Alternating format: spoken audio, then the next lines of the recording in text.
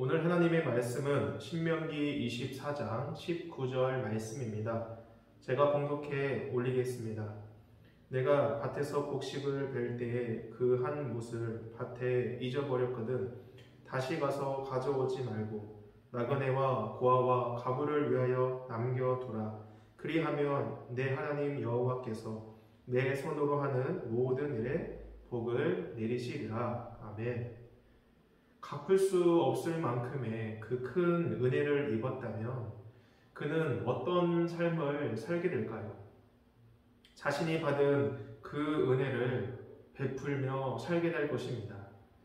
우리 그리스도인들은 왜 섬기며 베푸는 삶을 살아야 하는 것입니까? 주님의 그 한량없는 구원의 은혜를 입었기 때문입니다. 또한 우리가 하나님께 받은 그 은혜 가운데 섬기며 나누는 베푸는 삶을 하나님께서 원하시는 줄 믿습니다. 우리가 하나님께 받은 은혜를 잊어버린 채 내 유익만을 위해 살아간다면, 내 유익을 위해 약한 자들을 괴롭게 한다면 하나님은 이것을 죄로 여기신다고 말씀하십니다. 15절 말씀입니다. 그 품삯을 당일에 주고 해진 후에까지 미루지 말라. 이는 그가 가난함으로 그 품삯을 간절히 바람이라. 그가 너를 여호와께 호소하지 않게 하라. 그렇지 않으면 그것이 내게 죄가 될 것이니라. 아멘. 이런 사람의 품삯을 주지 않으려고 품삯을 미루며 또한 해가 지기 전에 지급하라고 말씀을 하십니다. 왜냐하면 그 품삯은 가난한 사람의 생계가 걸려있는 문제이기 때문이죠. 품삯을 지급하지 않으므로 이 가난한 자가 하나님께 기도하며 호소한다면 그것이 그의 죄가 될 것이라 말씀하시는 것입니다. 이스라엘에서 사람들에게 돈을 빌려줄 만큼의 역량 있는 자가 되었다 하더라도 하나님께 받은 그 구원의 은혜를 기억한다면 자신의 이익만을 생각해 품삯을 미루거나 주지 않으려는 그런 악인이 되어서는 안 된다는 것입니다. 우리를 영원한 지옥 형벌에서 구원해 주신 그 주님의 은혜를 우리가 기억한다면 우리 또한 주님께 받은 그 은혜를 사람들에게 베풀며 살아가야 하는 줄 믿습니다. 오늘 본문 신명기 24장에서는 돈을 빌려준 사람에게 그의 생명을 위협하는 일은 하지 말라라고 말씀하십니다. 돈을 빌린 자의 맷돌이나 그 윗짝을 정당 잡지 말라. 이웃에게 무엇을 구워줄 때 그의 집에 들어가서 정당물을 취하지 말라. 돈을 빌린 가난한 자의 옷을 품고 자지 말라. 이방인이든지 불쌍하고 가난한 일꾼을 학대하지 말라. 종종 드라마에서 집에 있는 물건에 빨간 딱지를 붙이는 장면을 볼 수 있을 것입니다. 이것을 압류 딱지라고 하죠. 빚을 갚지 못해서 재산을 압류당할 때 압류 딱지를 채무자의 집안 곳곳에 붙이는 것입니다. 보통 이 압류 딱지를 집안 모든 물건에 붙여서 빚을 지은 채무자가 사용할 수 없게 한다고 많이들 생각을 하죠. 그런데 압류할 수 없는 물건이 있다고 합니다. 생활에 필요한 옷들, 또 생필품, 생활에 필요한 2달간의 식료품, 생활에 필요한 1달간의 생계비는 압류할 수 없다고 합니다. 빚을 갚지 못한 채무자라 할지라도 최소한의 생활은 보장받아야 하기 때문이죠. 이처럼 돈을 빌려준 주인이 돈을 갚아야 하는 자의 집에 들어가서 정당물을 취하지 말 것과 또 가난한 채무자의 정당물을 해가 지기 전에 돌려줄 것을 명령하신 이유도 바로 그 빚진 자의 기본적인 생존권을 보장해 주기 위한 하나님의 은혜인 것입니다. 또한 가난한 자에게 취한 겉옷이나 기타 침구류를 정당물로 잡지 말고 잠자리에 든다면 이 가난한 채무자는 추운 밤을 견뎌내지 못하고 목숨을 잃게 될 수 있다고 또 말씀을 합니다. 그렇기 때문에 아무리 채권자라 할지라도 결코 물질 때문에 자신의 이익을 위해서 사람의 생명을 해하는 일을 해서는 안 된다는 것이죠. 어떠한 경우에라도 사람의 생명보다 물질을 우선시해서는 안 되는 것입니다. 물질뿐만이 아니라 그 무엇도 사람의 생명보다 앞장설 수가 없는 것이죠. 왜냐하면 그 생명은 바로 하나님께서 주신 것이며 하나님은 그 한 생명을 소중히 여기시기 때문입니다. 그런데 오늘날 우리가 살아가고 있는 이 세상은 어떻습니까?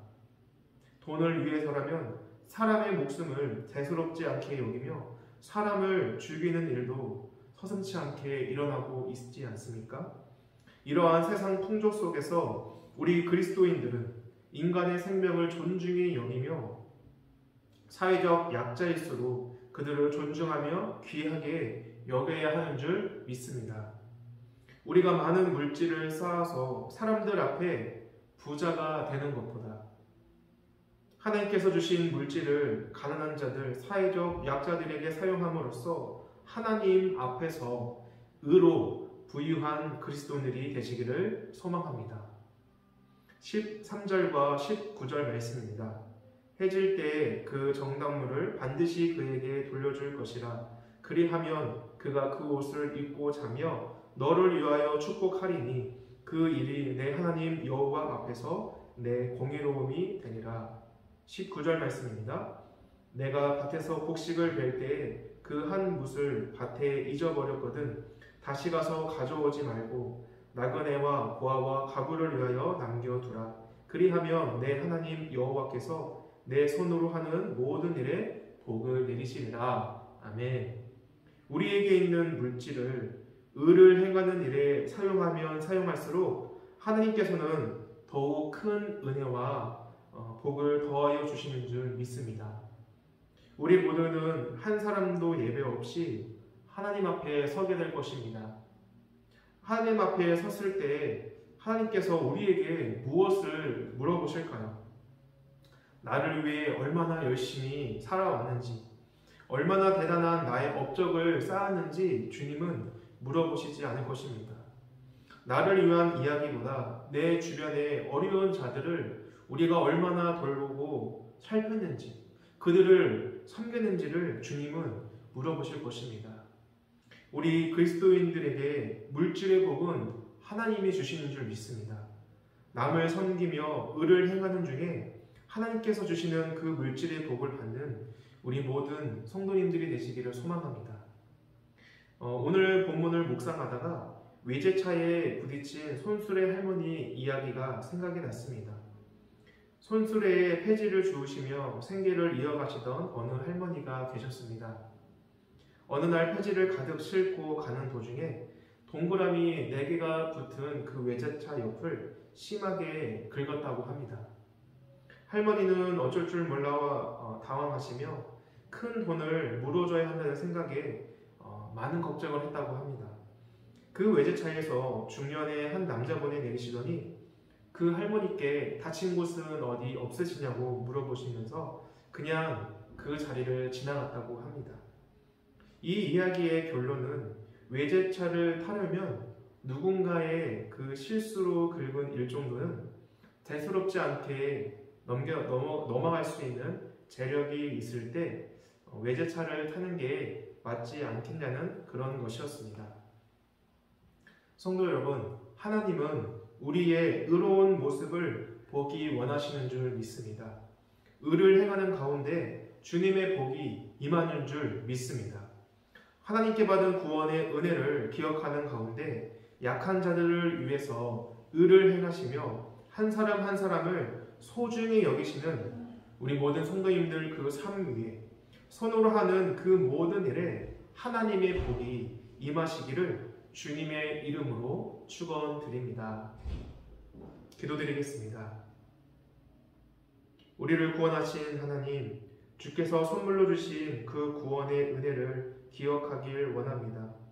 독생자 예수 그리스도를 십자가에서 희생시킴으로써 우리를 구원한 주님의 그 은혜 가운데 남을 섬기며 세우는 하나님의 자녀가 되게 하여 주시옵소서. 우리를 통해 하나님의 사랑과 공의가 드러나게 하시며 하나님의 의를 행하는 삶 위에 주께서 부어주시는 그 복을 누리는 우리 모든 성도님들의 삶이 되게 하여 주시옵소서. 모든 것 감사드리며 우리 주 예수 그리스도의 이름으로 기도합니다. 아멘.